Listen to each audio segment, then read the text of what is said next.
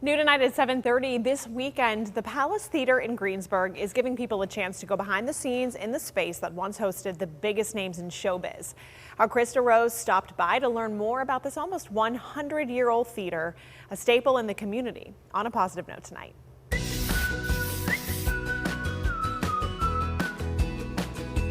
About once a year here in Greensburg, the Palace Theater lifts the veil of secrecy on one of the region's hottest performing arts locations by giving free tours behind the scenes. Teresa Bogman of the Westmoreland Cultural Trust says that what you get to see and learn on these tours, well, it's a lot about this space's great history. It has so much history behind us, built in 1926 in the vaudeville days by a Greek family. The Manos family had a chain of theaters throughout southwestern Pennsylvania and even into other neighboring states, more than 150 at the height of their business. The family name can still be seen around the building, and back then, just like today, the Manos Theater in Greensburg was one of western Pennsylvania's premier movie and live performance venues. The Manos kept showing films here till the 1970s.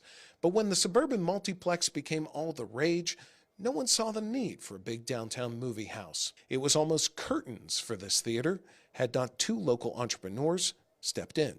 Carl Marinelli and his partner at the time, business partner, bought the theater, but she sold back her share just within a year. So it was Judy Marinelli and her husband Carl that owned the theater from '78 until after his death in 1990. It was actually Marinelli's wife Judy who came up with the name The Palace because she said that's what the space reminded her of, a palace with beautiful architecture and all the fairy tale murals. And from there, the Palace picked up where the Manos left off, doing movies and live performances with some pretty big names. Well, we've had all sorts of top acts like the Doobie Brothers and Foreigner and country stars from Vince Gill and Travis Tritt. I think it was an honor for us to host the Dalai Lama years ago. Palace Theater in Greensburg today, there was tight security with federal, state, and local officers. That's where the exiled Tibetan Buddhist monk is speaking with the likes of Bishop Anthony Bosco and Fred Rogers. Since the Westmoreland Cultural Trust took over the space in the 1990s, they've not only continued booking big acts, but they've spearheaded millions of dollars in renovations. Bogman says that this theater has an enduring legacy in Greensburg. I think the legacy of the Palace Theater after all these years of entertainment is just to continue providing quality entertainment for folks.